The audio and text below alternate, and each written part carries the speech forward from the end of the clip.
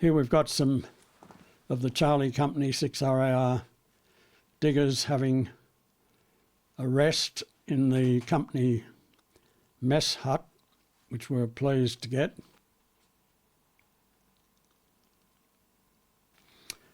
Warrant Officer Harry Pope, our first Company Sergeant Major, Private Ken Mills, Sergeant Reid,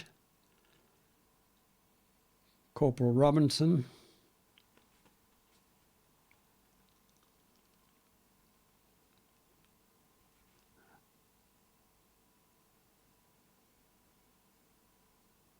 there weren't many opportunities to have a rest like this.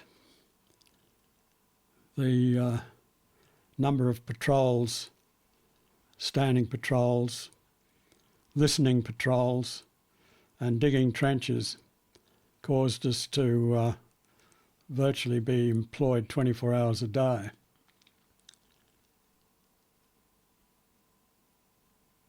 Some chaps from the United States Artillery that was in our support.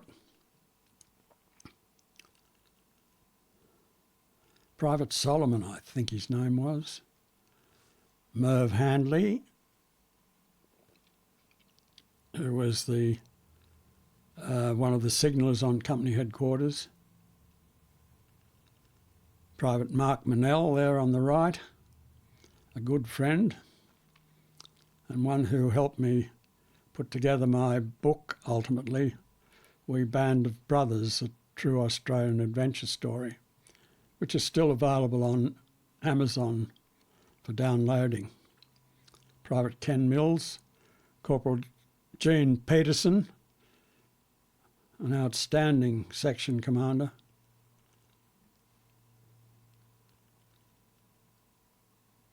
This might be Christmas, I think. I think we took it on trust we weren't going to be attacked just at that minute.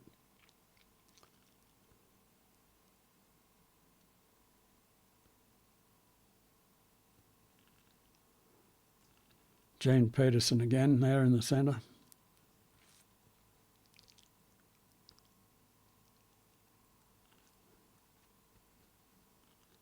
After 55 years, some of the names escape me, I'm afraid.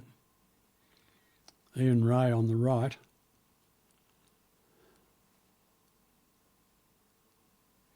It was around about this time that we embarked on Operation Duck. Duck 1 before Christmas and Duck 2 afterwards.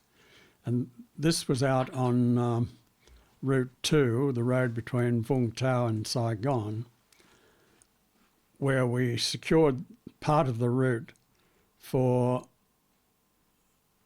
the US 9th Division, the 9th Infantry Division, the old Reliables, to transfer from Vung Tau Port up to the area into which they were going to be deployed further north.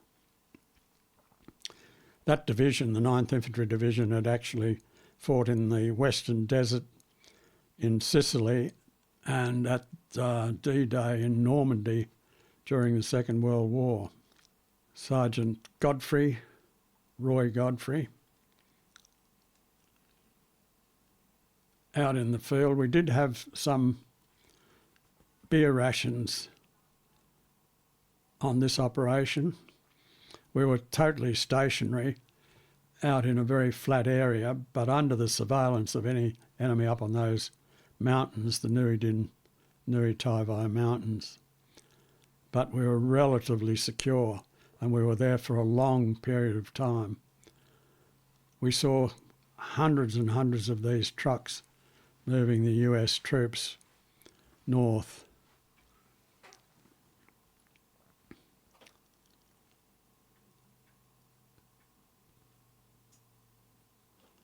As you can see, the country was fairly open, so we were able to be a little bit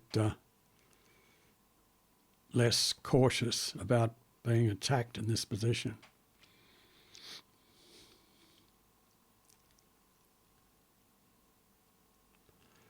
I doubt if the enemy would have taken on the Yanks. However, you just never knew. There was a village on the other side of the road to us, and a lot of the kids used to come and visit us and bring the odd bottle of chilled beer with them, for which we were truly grateful, I have to say. This was the company headquarters tent, radio operators and intelligence clerks working there. And of course it was extremely hot.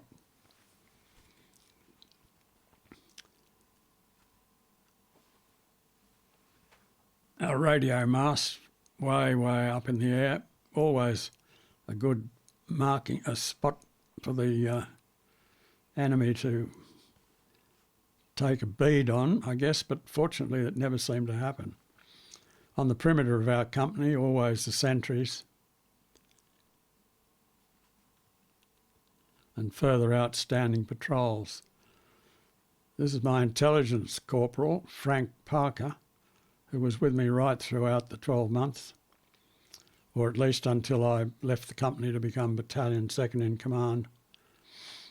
And he and Merv Handley here are practicing their skills with a knife. There wasn't much else to do at that stage, all during the long, boring days.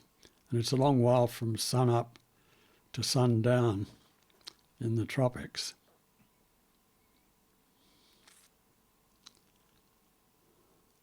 And once again, anybody who could would be shirtless because of the problems we were having with our skin.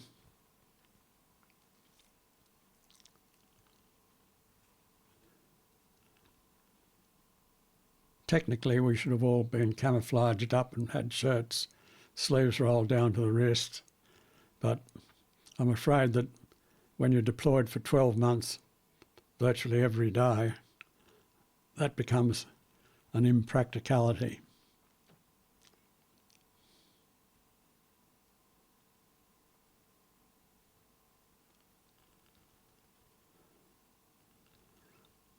One of our Australian-built international troop-carrying trucks. And that's looks like the battalion band. And as I said before, I think this might have been, well, it was around Christmas 1966. So perhaps the band was going off somewhere to play, maybe to the locals. I don't know. An APC about to cross a river.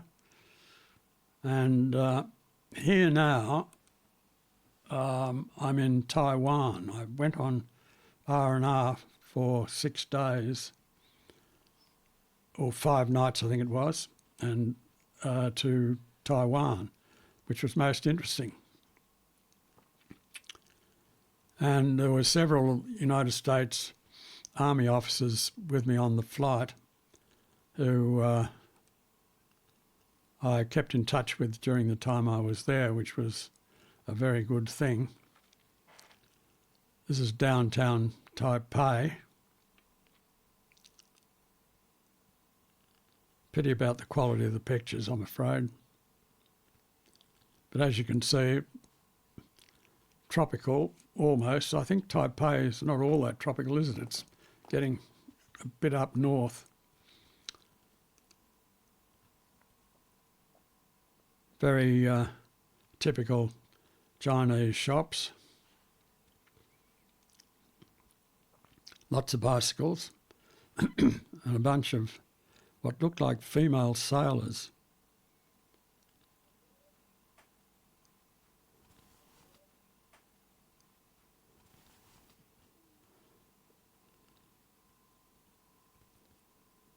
Plenty of police around, but I don't think there was much civil problem. And they were keeping the infrastructure nicely painted.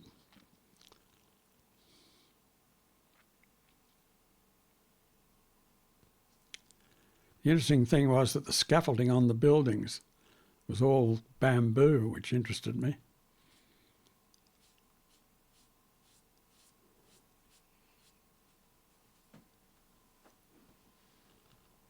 And this was the hotel I was staying at.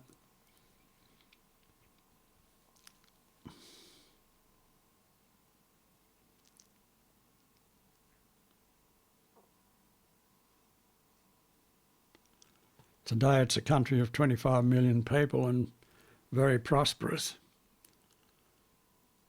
with a gross domestic product per head of population roughly the same as Australia's. More street scenes.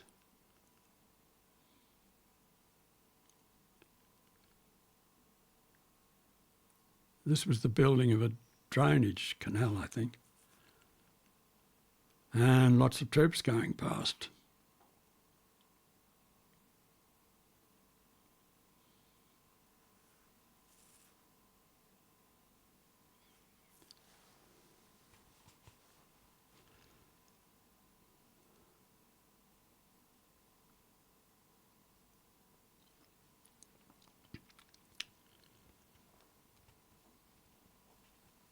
And then when you get away from the high rise in the centre of the city, there's the inevitable area of shanty town. As I said, I was lucky to meet up with 3 US officers, one of whom borrowed a Taiwanese Hiller OH-23 Raven helicopter, very similar to the Sioux that we were using, and took me for a ride all over Taipei, which gave me a really good look at the whole of the city. And you'll see some shots from that helicopter shortly. The boot boy at the hotel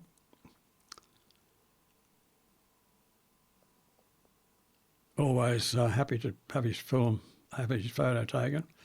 And here's the helicopter that I went on my private tour in.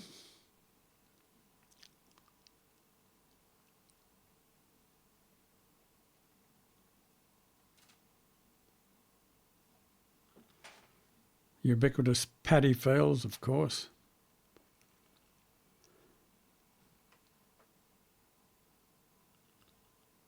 Nice big roundabouts.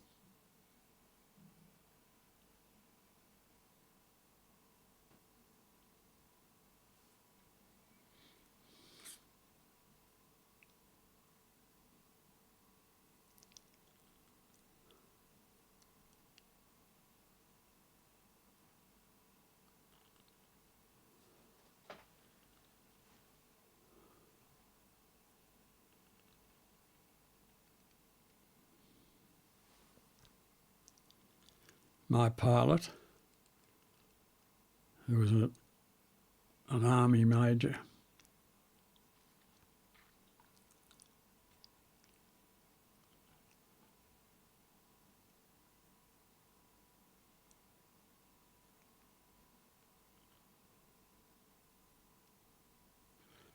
was interesting that you could just borrow a helicopter from the Taiwanese forces when you think back on it. However, we did.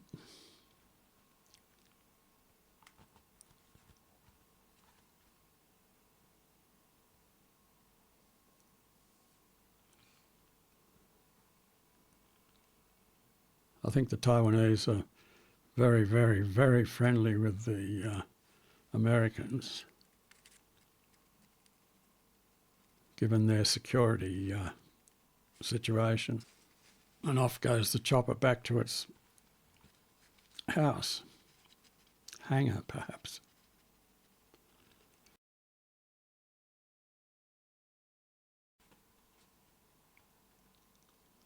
Here I'm being probably driven back from the airport in a Chinese staff car, Taiwanese staff car.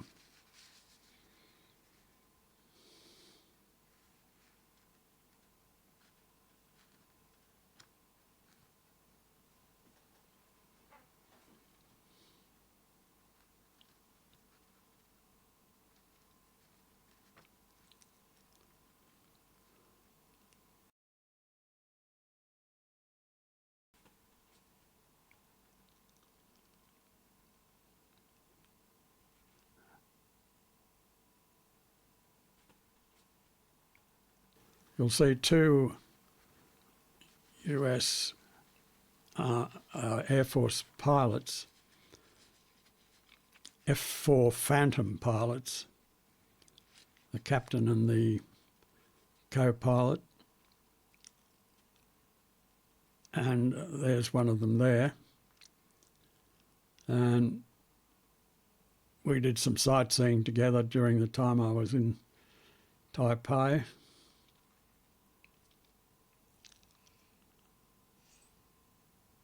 There's the other one. And these guys, when we were back in Vietnam, came down in their F-4 Phantom, which is a very, very big aeroplane, and buzzed the task force and left an invitation for me to go visit the 5th US Air Force in Saigon later on. I don't think Task Force Headquarters was very pleased to be buzzed in such a fashion, and I got a terse message saying, would you please ask your friends to send their messages in slightly quieter methods. There you saw Harry Short getting out of a chopper and me getting into it and going to take a look around the Nui Dat area. We were just about to lay waste to the village or town of Hua Long, just south of the task force base, which had been the base of the D445 Local Force Viet Cong Battalion. And it was a,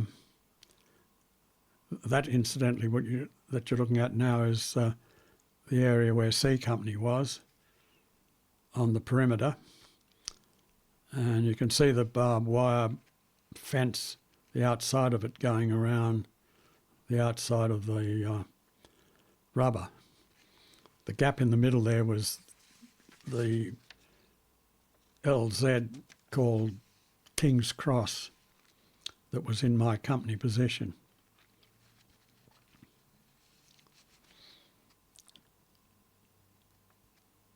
We're now going around checking up on the wire. This was the outer perimeter. The main wire was back up in the rubber, just to see if it was still in good condition, and I wanted to see for myself what the situation was from the air. The company position was between 300 and 400 metres, which probably 3 times longer than a normal company position should be. Here we've got United States artillery gunners, or one of the battery of their guns, a 175mm howitzer with a range of 27 kilometres. And when they fire it, they withdraw behind a sandbag wall some distance back in case the whole thing explodes. So then they all rush up, the barrel comes down, they load the powder, depending on the range, the amount, and the shell, and up it goes again, ready to be fired by lanyard.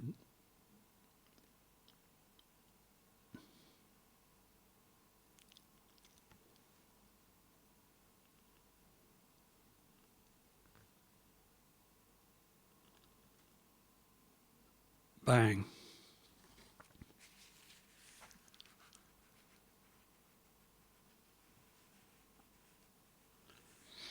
Very good artillery to have in your support.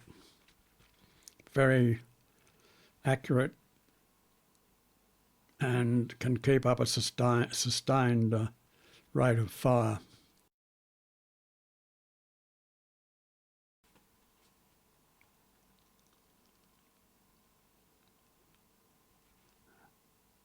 I think this gun here was firing from within Nui Dat. I'm not sure about that, maybe not.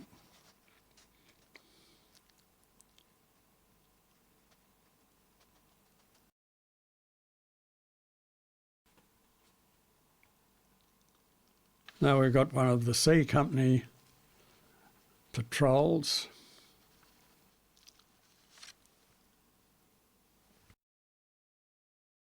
I can't tell you where, but not in the base.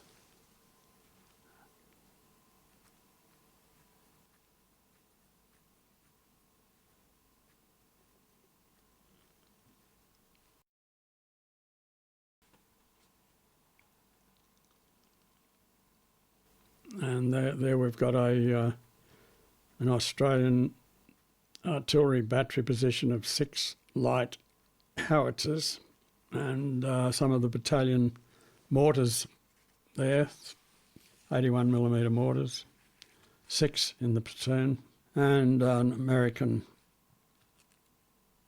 hill climber, we call them, Chinook helicopter. Hill climber was their call sign, coming in with another gun, I think,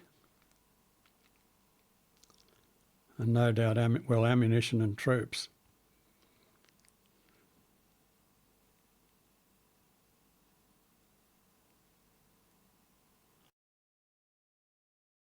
Yes, another gun.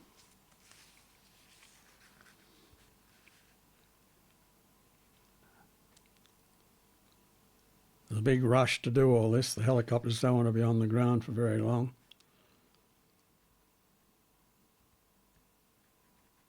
Can't wait to get up above small arms fire.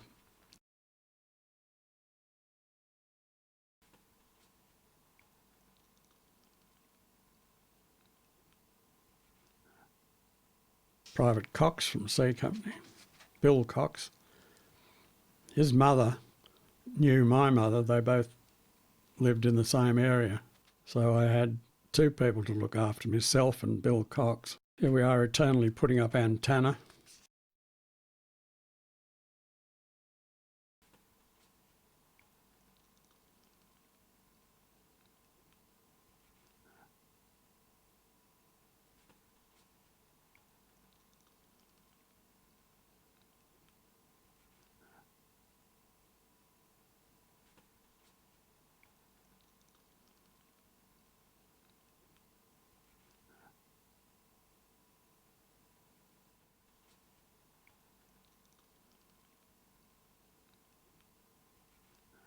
Probably ammunition to the position.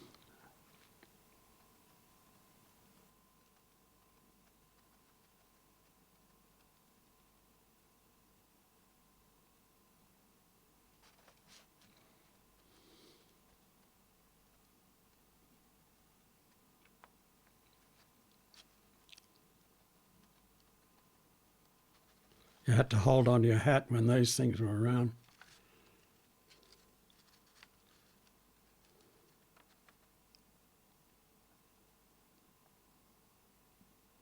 Not only your hat, but your tent, your everything you dearly loved.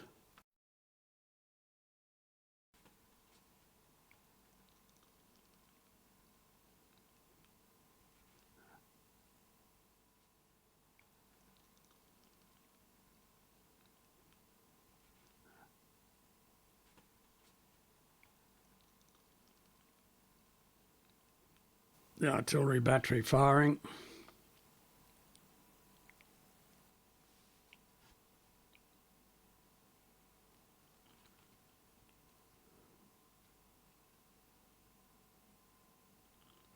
More stores coming in.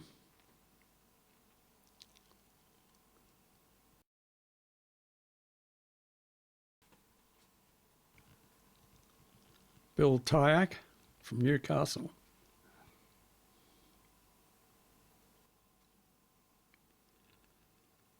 And Lieutenant Paul Mensch must have arrived on that helicopter on the left there.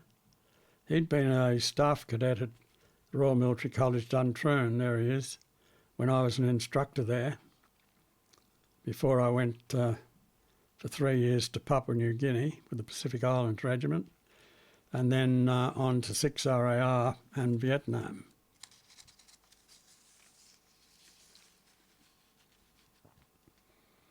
Paul was a platoon commander, reinforcement platoon commander in my company, C Company 6 RAR.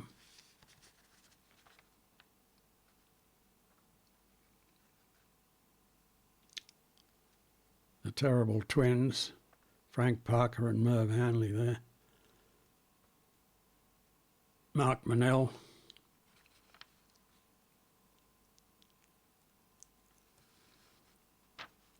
Chinook bringing in more ammunition, no doubt.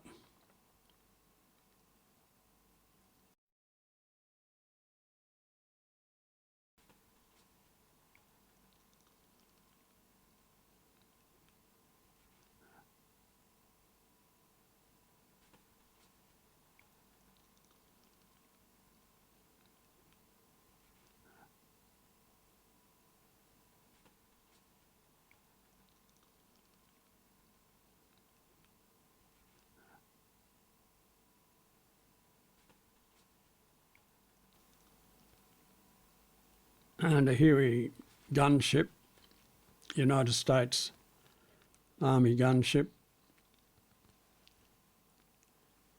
You can see the rocket pods on the side.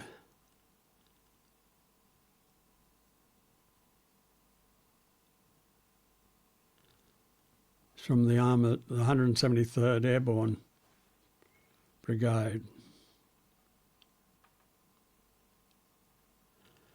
And it's got a machine gun on the nose.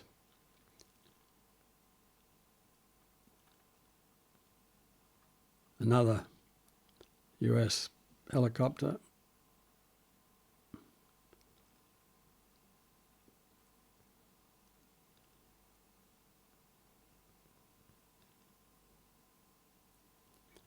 Actually, I don't think that is a machine gun that was on the nose of that other gunship. I think it was a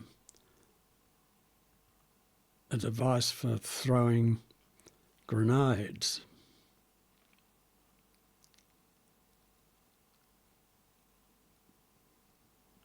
Often these helicopters were very heavy with ammunition and they took a long while to get off the ground.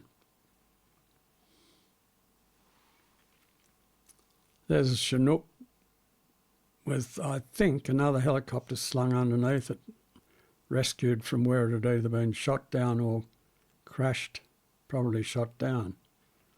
The number of helicopters shot down in Vietnam over the war was prodigious, and the number of crew lost also.